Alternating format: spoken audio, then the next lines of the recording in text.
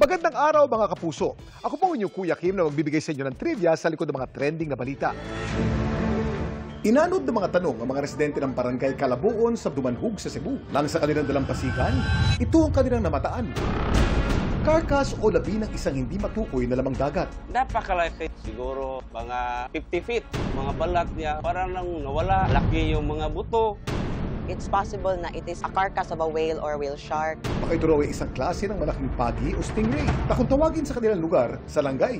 Pero salanggay nga ba ang inanod sa dalampasigan ng Dumanhog? Kuya Kim! Ano na? Ang carcass na nakita sa Dumanhog, Cebu ay pinaniniwalaang isang katawan ng isang giant oceanic manta ray. Anong klaseng sea creature kaya ito? Ang giant oceanic manta ray ay isang species ng pagi o ng ray.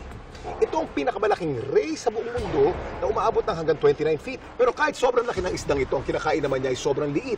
Kumakain siya ng halos microscopic na sea plankton. Ang mga giant oceanic manta ray makikita sa mga malalalim na tubig ng mga karagatan tropical at subtropical gaya sa Pacific Ocean, Indian Ocean at Caribbean Sea.